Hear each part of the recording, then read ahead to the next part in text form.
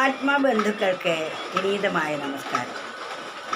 എന്ത് സാധനവും കേടുവരാതിരിക്കണമെങ്കിൽ നാം അത് സൂക്ഷിക്കുന്ന പാത്രം നന്നായിരിക്കും. അതുപോലെ നാം സൂക്ഷിക്കുന്ന എത്ര നല്ല കാര്യങ്ങളായാലും നമ്മുടെ മനസ്സ് ശുദ്ധമായാൽ മാത്രമേ അവ നന്നാവുകയുള്ളൂ. അല്ലെങ്കിൽ ശുദ്ധമല്ലെങ്കിലോ അതിലേക്കിടുന്ന ഏത് ശുദ്ധമായതും അശുദ്ധമായിരിക്കും.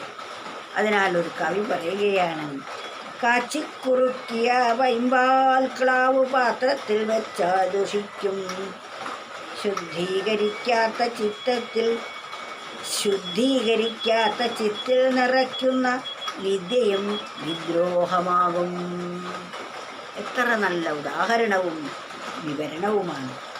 കാച്ചിക്കുറുക്കിയ പൈമ്പാൽ, പശുവിൻ്റെ പാല് കാച്ചിക്കുറുക്കി വളരെ ശുദ്ധമായി വെച്ചിരിക്കുന്ന പാല് ക്ലാവ് പിടിച്ച പാത്രത്തിൽ വയ്ക്കുകയാണെങ്കിൽ അത് വളരെ വേഗത്തിൽ ചീത്തയാകുന്നതാണ്.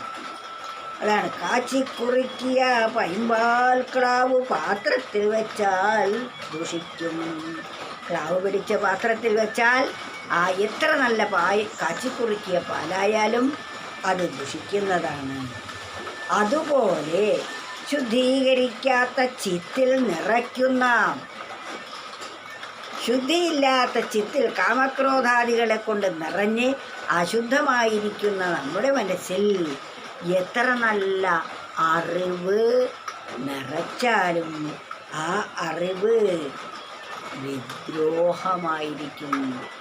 അത് മറ്റുള്ളവർക്ക് ഉപദ്രവമായിട്ടായിരിക്കും ഭവിക്കുക. എത്ര നല്ല അറിവ് ഗ്രഹിച്ചാലും ചിത്തം അല്ലെങ്കിൽ നമ്മളുടെ മനസ്സ് ശുദ്ധമല്ലെങ്കിൽ ആ അറിവിനെ വികലമാക്കി അത് മറ്റുള്ളവർക്ക് ഉപകാരമാകുന്നതിന് പകരം ഉപദ്രവമായിരിക്കും. അത് മറ്റുള്ളവർക്ക് മാത്രമല്ല തനിക്കും അതുകൊണ്ട് ദ്രോഹം മാത്രമായിരിക്കും. അതിനാൽ നാം ആദ്യം തന്നെ ചെയ്യേണ്ടത്, ആത്മവിദ്യ നേടുന്ന ഒരാൾ ആദ്യം വേണ്ടത് ചിത്തശുദ്ധിയാണ്, നമ്മുടെ മനസ്സിനെ ശുദ്ധീകരിക്കലാണ്. എങ്ങനെയാണ് മനസ്സിനെ ശുദ്ധീകരിക്കുക?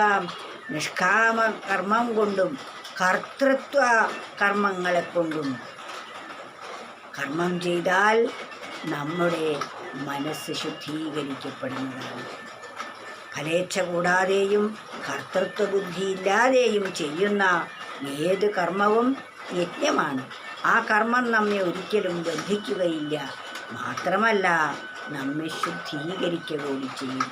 അതിനാൽ നാം നിരന്തരം ആത്മവിചാരം കൊണ്ടും നാം ചെയ്യുന്ന ഏത് കർമ്മത്തെയും യജ്ഞമാക്കി മാറ്റിയും ഭഗവത് സ്മരണയോടുകൂടിയാണ് ചെയ്യുന്നതെങ്കിൽ ആ കർമ്മത്തിൻ്റെ ഫലം നാം അനുഭവിക്കേണ്ട എന്ന് മാത്രമല്ല നമ്മുടെ മനസ്സ് ശുദ്ധമാവുക കൂടി ചെയ്യുന്നു. അതുകൊണ്ട് ആദ്യം നാം നേടേണ്ടത് ചിത്തശുദ്ധിയാണ്. അങ്ങനെ ശുദ്ധമായ നമ്മുടെ മനസ്സിൽ വേണം ആത്മതത്വം ഉൾക്കൊള്ളാൻ. എങ്കിൽ മാത്രമേ അത് സാധാരണ ജനങ്ങൾക്ക് ഉപകാരപ്രദം ആവുകയുള്ളൂ. കാച്ചിക്കുറുക്കിയ പൈമ്പാൽ ക്ലാവ് പാത്രത്തിൽ വെച്ചാൽ ദുഷിക്കും, ശുദ്ധീകരിക്കാത്ത ചിത്തിൽ നിറയ്ക്കുന്ന വിദ്യയും വിദ്രോഹമാകും. ശുദ്ധീകരിക്കാത്ത ചിത്തം കൊണ്ട് നാം സ്വീകരിക്കുന്ന അറിവുകളെല്ലാം മറ്റുള്ളവർക്ക് ദ്രോഹമാകുന്ന വിധത്തിൽ അതിനെ വികലമാക്കി തീർക്കും.